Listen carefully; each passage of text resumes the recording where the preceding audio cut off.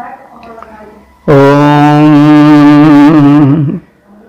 वेद प्रेमियों, सुधी श्रोताओं, संप्रति हम सब ऋग्वेद के प्रथम मंडल के समय सूक्त के 17वें मंत्र की व्याख्या में प्रवेश करने जा रहे हैं। यह मंत्र त्रिष्टुप नामक छंद में निबद्ध है।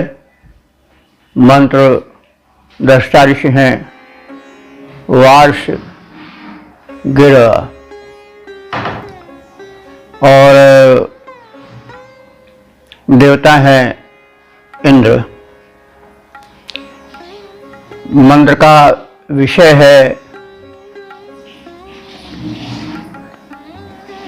मंत्र दृष्टा ऋषियों का परिचय और उनके द्वारा इंद्र की स्तुति का प्रयोजन। अब संबंधित मंत्र का प्रथम पाठ हो जाए। ओम एतत्तो इंद्र विष्णु उक्थम वार्षा गिरा अभिगृह्णन्ति राधः ऋजाश्वः रष्टिभिरम्बरीषः सह देवो भयमानः सुराधाः। शब्दार्थ से परिचय प्राप्त करें। विष्णु इंद्र, विष्णु कहते हैं अभीष्ट वर्षक को, जो मनचाही मुरीद को पर्याप्त मात्रा में दे, वह वृषण है या वृष्ण है। तो इंद्र का विशेषण है कि हे अभीष्ट वर्षक इंद्र, हम ऋषिगण पृष्ठभि कहते हैं समीपस्थ, ऋषियों के साथ रहते हुए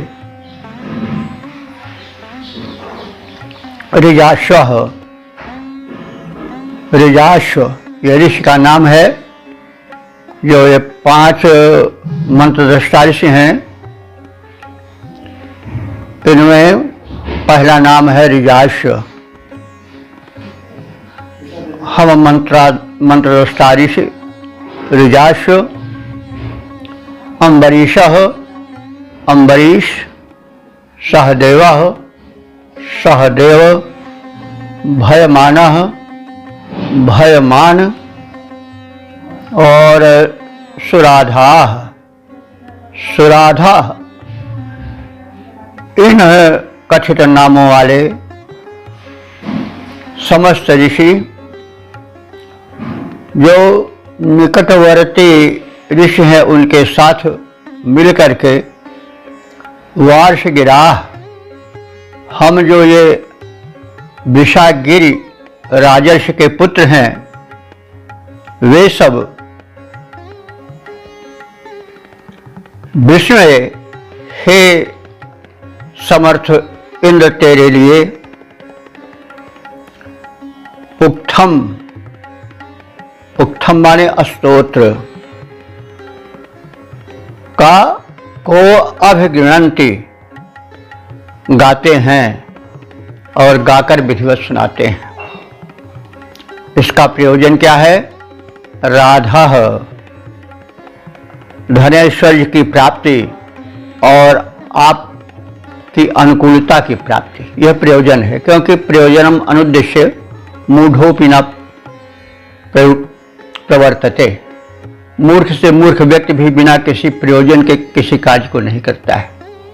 बड़े खुले दिल से कह देते हैं कि हे इंद्रदेव, हम 5 भाई, जिनका नाम अभी कहा गया है ऋजाश्व, अम्बरीश, सहदेव, भयमान और सुराधा, जो कि राजर्षि वृषागिरि के पुत्र हैं, वो सब अन्य समीपस्थ ऋषिगणों के साथ मिल करके समर्थ इंद्र की उपासना करते हैं और सुंदर स्तोत्र गाकर विधिवत सुनाते हैं।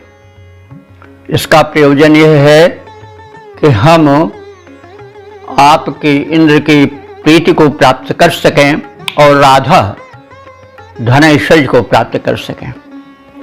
तो राधनोति कार्याण इति राधा, जो कार्यों को सिद्ध कर दे वह राध है। उसी से राधा शब्द भी बना है, क्योंकि प्रयोजन की सिद्धदात्री देवी मानी गई हैं। तो यह उद्देश्य है। तो इसमें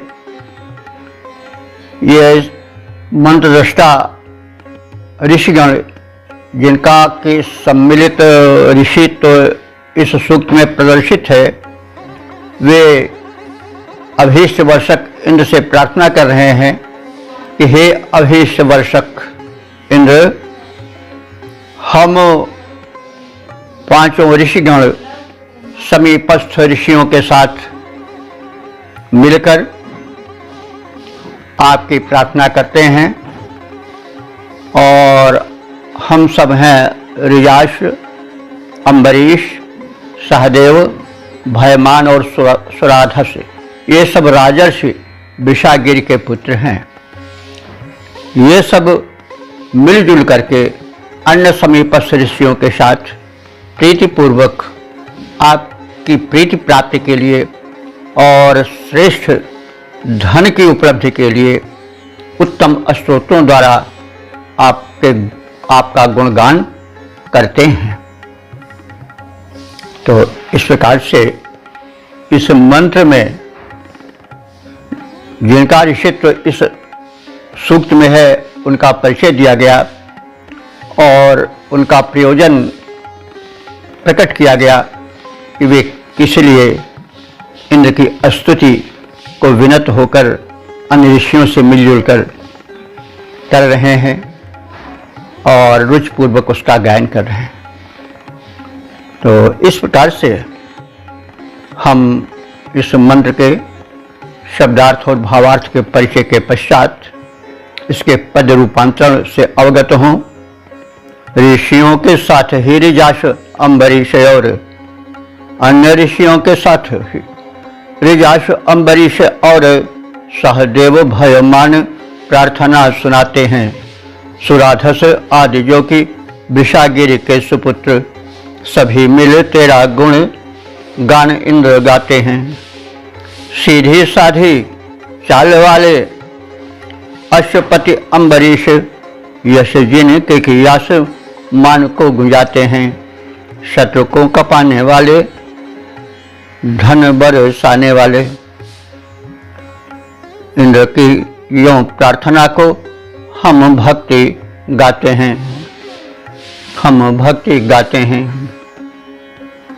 वेद प्रेमियों, सुधी श्रोताओं, संप्रति हम सब ऋग्वेद के प्रथम मंडल के समय सूक्त के 18वें मंत्र की व्याख्या में प्रवेश करने जा रहे हैं।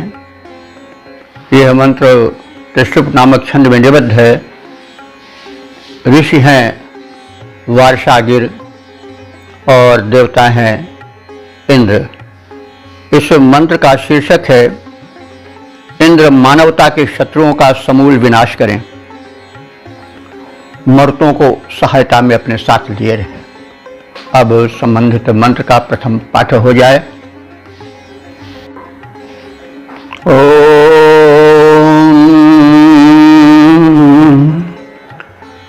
दस्यों क्षम्योश्च पुरुहूत एवैर्हत्वा पृथिव्यां सर्वा निवर्हित सनतक्षेत्रं सखिभिः शित्नेभिः सनत्सूर्यं सनदपः सुवज्रः। शब्दार्थ से परिचय प्राप्त करें। पुरुहूतः इंद्रः। पुरुहूत कहते हैं जो बहुतों द्वारा आवाहित हो। तो जिसको असंख्य लोग आवाहित करते हैं अपने रक्षा हेतु अथवा अपना भक्तिभाव प्रकट करने के लिए, जिस इंद्रदेव को बहुसंख्यक लोग सहायतार्थ बुलाते रहते हैं, ऐसे इंद्र ने धरती का बड़ा उपकार किया। उन्होंने क्या किया? एवैह माने गमनशील सैनिक मरुतों से मिलकर पृथ्वी पर जो अधिकार जमाए हुए थे और कष्ट पहुंचा रहे थे, ऐसे दक्षिण दुष्टों को और शिम्यून माने हिंसकों को, राक्षसों को हत्वा प्रहार करके, मार करके, शर्वा कहते हैं हिंसक, मार डालने वाले, यह वज्र का विशेषण है। इंद्र ने अपने शर्वा माने शत्रुओं को प्रहारों से ध्वंस कर देने वाले, समाप्त कर देने वाले वज्र से उस इंद्र ने निबरहित उन दुष्टों की जो पृथ्वी पर, जल पर सर्वत्र अधिकार जमाए हुए थे और सज्जनों का, धरती वासियों का जीवन दुरूह बना दिए थे, उन सबको क्या किया? निर्वहित माने जड़ से उखाड़ फेंका, पूर्ण रूप से विनष्ट कर दिया। और सुवज्र, उस श्रेष्ठ वज्र वाले इंद्र ने शित ने भी माने श्वेत वस्त्राभूषण धारण करने वाले, सख भी मित्र रूप में विराजमान मरुतों की सहायता से क्षेत्रम भूमि को, जिस पर कि आसुरी शक्तियों ने अधिकार कर लिया था, उस भूमि को सनत माने प्राप्त किया। और सूर्य को भी प्राप्त किया, अर्थात दुर्दमनीय विरोधी शक्तियों ने सूर्य के प्रकाश तक को आने से रोक दिया था धरती पर। हवा न ले मिले, प्रकाश न प्राप्त कर पावे सज्जन लोग, ऐसा कुछ कुप्रबंधन अथवा कुचाल किए थे हिंसक, राक्षसी प्रवृत्ति वाले, आसुरी प्रवृत्ति वाले दानवगण। तो उनसे इंद्र ने मरुतों से मिलकर के उनके द्वारा अनधिकृत भूमि को मुक्त किया, सूर्य को मुक्त किया, अर्थात सब तक सूर्य का प्रकाश सम्यक पहुंच सके ऐसा प्रबंधन किया। और अपह माने जल पर भी उन दुष्टों ने अधिकार जमा लिया था। और जो सूर्य शक्तियां थीं, जो सज्जन प्राणी थे, वे जल तक नहीं प्राप्त कर पा रहे थे, जल को ही प्रदूषित कर दिया था उन आसुरी शक्तियों ने। तो इंद्र ने मरुतों की सहायता से पृथ्वी मुक्त किया दुष्टों के अधिकार क्षेत्र से, सूर्य के प्रकाश को मुक्त किया जिसे वे दुष्ट पृथ्वी तक नहीं आने देते थे, और जल जिसको वो अपने अधिकार में किए थे और प्रदूषित कर दिए थे, उसको भी सनत माने प्राप्त किया। और उनके यानी इंद्र के मर्तों के सहायता से प्राप्त हुए कथित जीवनोपयोगी द्रव्यों को मानवों के लिए, प्राणियों के लिए मुक्त किया, उन्हें प्रदान किया। पहले स्वयं प्राप्त किया, उन पर विजय प्राप्त करके, और फिर उसके लिए जन सामान्य के लिए मुक्त कर दिया। और इस प्रकार से इंद्र और उनके साथी मरुदगणों का अनंत उपकार हुआ है हम प्राणियों के साथ और हो रहा है। तो सहायतार्थ बुलाए जाने वाले इंद्रदेव ने भक्तों द्वारा आर्तस्वर में बुलाए जाने पर अपने सहायक सैनिकों मरुदगणों के साथ मिलकर पृथ्वी पर व्याप्त अधिकार किए हुए दुष्टों, कुचालियों, हिंसकों पर प्राणघाती वज्र से प्रहार कर उनकी जड़ ही इंद्र ने उखाड़ फेंकी। श्वेत वस्त्र धारी अलंकृत उनके मित्र मरुद गणों के साथ मिलकर के उन इंद्रदेव ने दुष्टों के अधिकार में गई भूमि को प्राप्त कर सज्जनों को प्रदान किया। सूर्य की किरणों को जो उन्होंने रोक लिया था, प्रकाश तक ठीक से पृथ्वी पर नहीं पहुंच पा रहा था, प्राणी जिनसे कि वंचित होते जा रहे थे, उस सूर्य के प्रकाश को भी मुक्त कराकर धरती वासियों को दिया। और जल समूह जिनको राक्षसी प्रवृत्ति वाले दुष्ट अधिकृत किए थे, जल को रोक लिए थे और जल को प्रदूषित कर दिए थे, उस जल समूह को भी इंद्र ने मुक्त किया, पवित्र किया और सज्जनों पृथ्वीवासियों के लिए उसको सुलभ बना दिया और शत्रुओं के चंगुल से इस प्रकार से सज्जनों को मुक्ति प्रदान किया। तो ऐसे इंद्र को हम नमन करते हैं। अब संबंधित मंत्र का पद रूपांतरण भी देख लिया जाए। बहुतों ने मिलकर शत्रु के विनाश हेतु विनती सुनाई और इंद्र को बुलाया है। बहुतों ने मिलकर शत्रु के विनाश हेतु विनती सुनाई और इंद्र को बुलाया है। योद्धा मित्र मरुतों के साथ आए इंद्रदेव, प्राणघाती घोर वज्र हाथ में उठाया है। दुष्ट दैत्य हिंसकों को मार के भगाया, शीघ्र कर दिया पृथ्वी से उनका सफाया है। मरुतों के साथ मिल शत्रुओं के हाथ पड़े, जलभूमि भानु को स्वशक्ति से छुड़ाया है। जलभूमि भानु को स्वशक्ति से छुड़ाया है। ओम वेद प्रेमियों, सुधी श्रोताओं, संप्रति हम सब ऋग्वेद के प्रथम मंडल के समय सूक्त के 19वें मंत्र की व्याख्या में प्रवेश करने जा रहे हैं। यह मंत्र त्रिष्टुप नामक छंद में निबद्ध है। मंत्र दृष्टा ऋषि हैं वार्षागिर और देवता हैं इंद्र तथा संबंधित मंत्र का शीर्षक है इंद्र उपासकों को सरल निश्चल जीवन दे, मित्रा वरुण आदि इसका समर्थन करें। अब संबंधित मंत्र का प्रथम पाठ हो जाए। ओम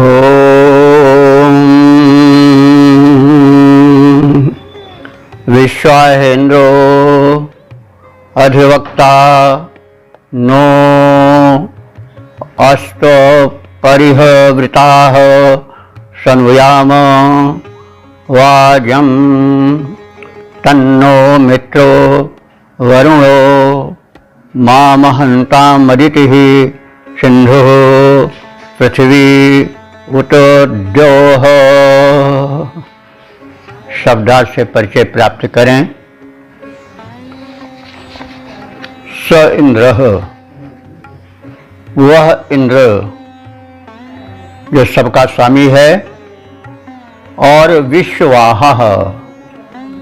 विश्वाह माने विश्वाह विश्वानि अहानि इति विश्वाह, यानी संपूर्ण दिनों में जो विद्यमान रहे, यानी जो कभी नष्ट नहीं होता है।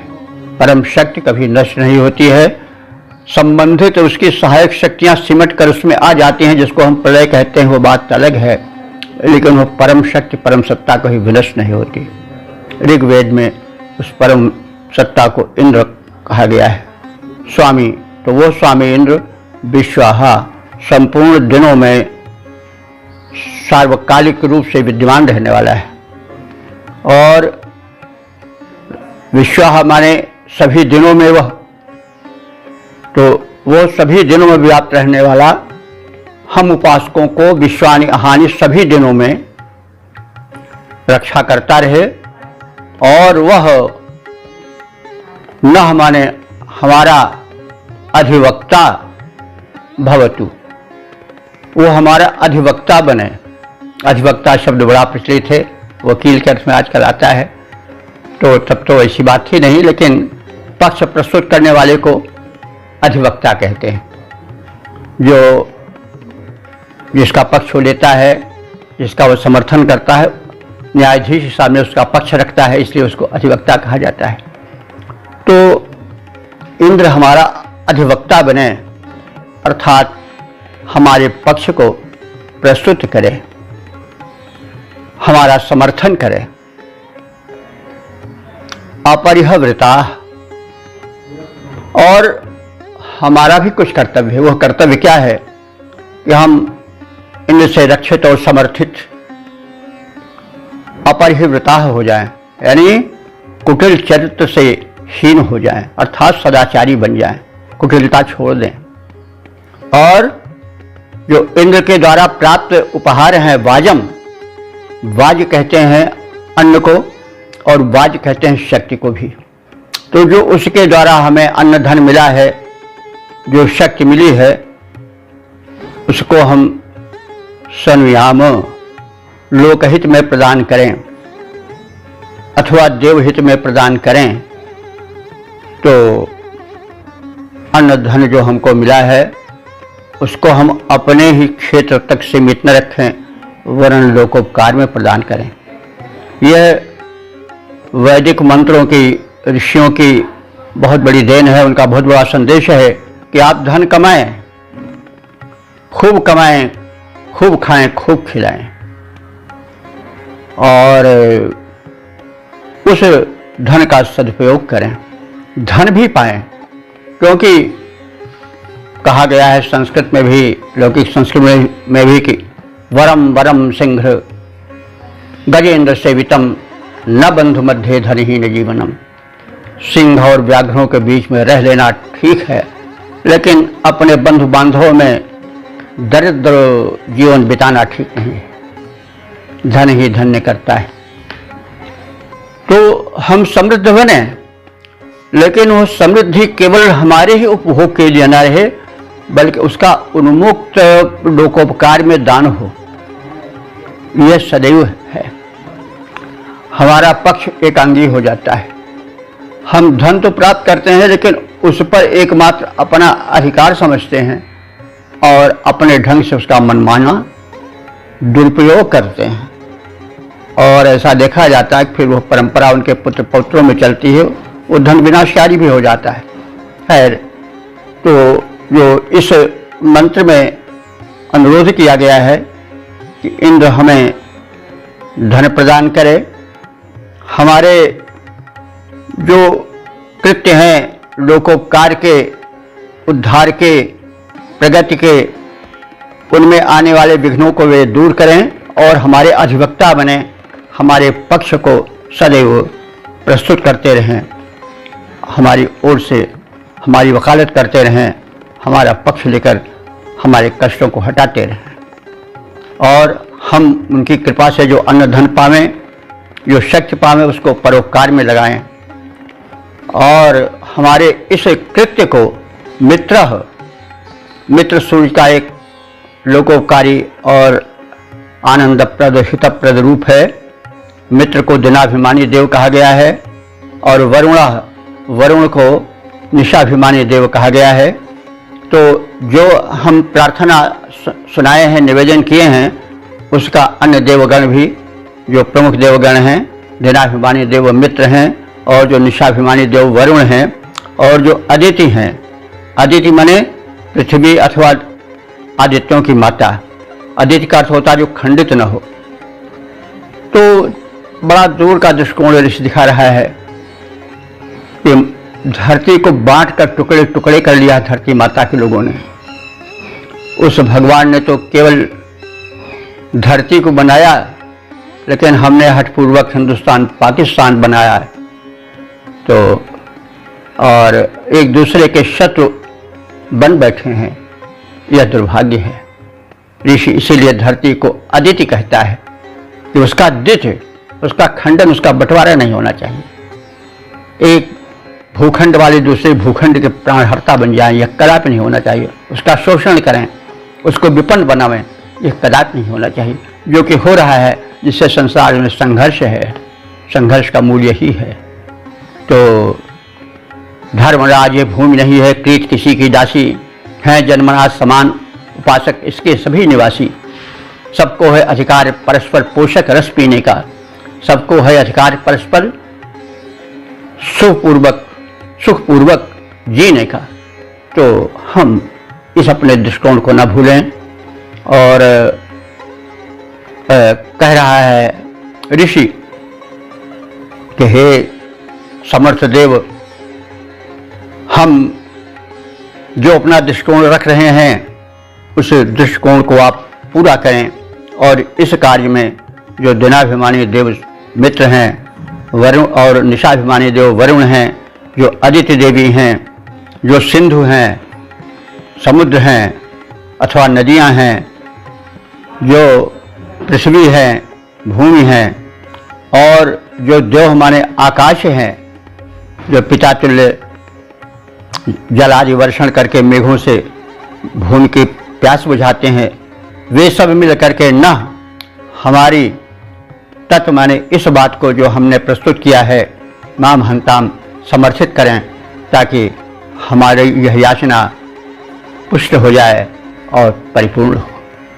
तो इस प्रकार से इंद्र हमें प्रतिदिन उत्तम सलाह दें, हमारे पक्ष के प्रस्तुतकर्ता बने और हमको सदुपदेशित करते रहें। और हम भी कपट त्याग करके उन्हें हव्यान्न देते रहें, दिव्य शक्तियों को हव्यान्न द्वारा पुष्ट करते रहें, और अन्न से हीन व्यक्तियों को भी सदन्न देते रहें, वे भी भूखे न रहने पावें। और इस हमारे कार्य में हमारी सहायता करें, हमारा समर्थन करें। दिनाभिमानी देव मित्र, निशाभिमानी देव वरुण, अदिति देवी, सिंधु, पृथ्वी और आकाश से भी यही प्रार्थना है कि हमारा अनुमोदन करें, हमारा समर्थन करें। तो यह जो 19वां मंत्र है, यह इस सूक्त का समापन वाला मंत्र है। तो अब इसके पद रूपांतरण को जानें, उसके पश्चात इसके संक्षिप्त सूक्त सार से भी परिचित हो लें। तो प्रथम पद रूपांतरण से परिचय प्राप्त करें। जीवन के पथ में न अटक भटक रहे, जीवन के पथ में न अटक भटक रहे, असु इंद्र देव हमें उचित सलाह दें। प्रेरक सतुपदेश से प्रशस्त पंथ करें, जीवन में गति मति उत्तम प्रवाह दें। हम भी कपट त्याग अर्पित सदन करें, भक्ति भाव भरें प्रीति रीति का निवाह दें। करें अनुमोदन निवेदन का मेरे इस, करें अनुमोदन निवेदन का मेरे इस, मित्र वरुण आदि मिल राह और चाह दें। मित्र वरुण आदि मिल राह और चाह दें। ओम शम। वेद प्रेमियों, सुधी श्रोताओं, अब हम सब इस सूक्त के संक्षिप्त सार से भी परिचय प्राप्त कर लें। परम सौभाग्य का विषय है, हर्ष का विषय है कि हम एक शताब्दी पार कर चुके हैं, अर्थात ऋग्वेद के प्रथम मंडल के 7वें सूक्त तक की व्याख्या से परिचय प्राप्त कर चुके हैं। इस सूक्त में कुल 19 मंत्र हैं और अब तक जिन मंत्रों की व्याख्या हो चुकी हैं वे 1107 हो चुके हैं। इस सूक्त के मंत्र दृष्टा ऋषि वार्षागिर हैं। वार्षागिर ये वृषागिरि राजर्षि के पुत्र हैं और ये पंचसंख्यक हैं, और इनमें इनका इस सूक्त में सम्मिलित ऋषित्व देखा गया है। इन पांचों ऋषियों ने मिलजुल करके यह सूक्त बनाया है और गा करके इंद्र को सुनाया है। वे ऋषि हैं ऋजाश्व, अम्बरीश, सहदेव, भयमान और सुराधस। तो इस प्रकार से हमने मंत्र, सूक्त, ऋषि का परिचय प्राप्त किया, छंद का परिचय प्राप्त किया। अब देवता का परिचय प्राप्त करें। इस सूक्त के देवता इंद्र हैं। मरुत्वान इंद्र का वैशिष्ट्य है, प्रामुख्य है। और इस सूक्त के 15 मंत्रों तक मरुत्वानो भवत्येन्द्र ऊती, अर्थात मरुतों को साथ रखने वाले इंद्र हम सब उपासकों के रक्षक बने। इस मंत्र के चतुर्थ चरण को मंत्र संख्या 1 से लेकर के 15 तक निरंतर दोहराया गया है और यह मरुतों समेत इंद्र की स्तुति में कहा गया है। जो अवशिष्ट 4 मंत्र और हैं उनमें भी इंद्र और मरुतों का प्राधान्य है।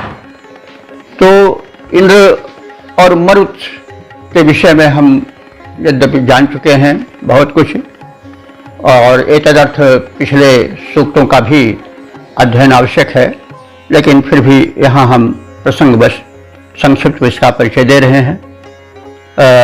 इस सूक्त के 19 मंत्रों में देवेंद्र की महत्ता और उनसे रक्षा की प्रार्थना की गई है।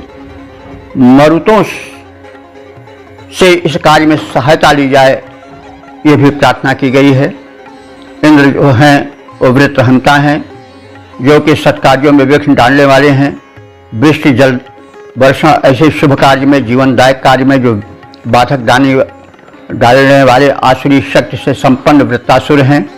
जो दानवेंद्र हैं उनको यह देवेंद्र विनष्ट करते हैं और पृथ्वीवासियों के जीवन को जल प्रदान करते हैं, जीवन प्रदान करते हैं। इस क्षेत्र में मरुदगण जो उनके प्रधान सेना नायक हैं वे उनकी सहायता करते हैं और तमाम अवरोधों को उनकी सहायता से दूर करते हैं। तो इंद्र के महनीय कृत्यों का, वृक्ष अवरोधक तत्वों के विनाश का इन मंत्रों में चित्रण किया गया है, द्योतन किया गया है। जीवन में सुख, सफलता और समृद्धि मिलती रहे, धन और ऐश्वर्य जीवन में आता रहे, लेकिन उसका वितरण भी होता रहे, लोकोपकार में वह लगता रहे। और जो दैवी शक्तियां हैं, जैसे जल है जिसको आप भी कहा जाता है, और पवन है, मरुत है, और जो वातावरण है, पृथ्वी है, आकाश है, ये सब याज्ञिक भावना से पवित्र होते रहें और तदर्थ हम आहुति प्रदान करते रहें। और इंद्र को हम जो है वह सोमरस प्रदान करते रहें, दिव्य शक्तियाँ भी उससे जीवन पाती रहें, वृद्धि पाती रहें। यह कई बार निवेदन किया जा चुका है कि हम और देव मिल करके काम करें। गीता में भी यह बात कही गई है, क्योंकि अच्छा एक बात और ध्यान रखें कि देवता कभी लेते नहीं है, वो देते ही हैं। देव का अर्थ ही हुआ कि देने वाला, जो दे ले नहीं। हम जो उसको आहुति देते हैं वो भी हमें वो लौटा देता है। कैसे? जैसे हमने आहुति दिया, उससे वातावरण जो है, पर्यावरण शोधित हुआ, पवन पवित्र बने, जल पवित्र हुआ, शोधन हुआ, तो वह जल के देवता उस पवित्र जल को हमें औषधीय जल बना करके, पवन को स्वच्छ करके हमें लौटा देते हैं। हमको नया जीवन मिलता है, ऑक्सीजन मिलती है। हम देख रहे हैं कि इसमें कितना लोग परेशान हो रहे हैं, प्राणवायु के लिए धक्का मुक्की हो रही है, जूझ हो रही है, लेकिन फिर भी जल्दी से नहीं मिल पा रही है। कितना महत्व है। बस 1 मिनट 2 मिनट की देरी में प्राण पखेरु उड़ जाते हैं, बच्चे असहाय हो जाते हैं, पत्नियां विधवा हो जाती हैं, माताओं की गोद छिन जाती है। तो इस तरह से जीवों में कितनी शक्ति है।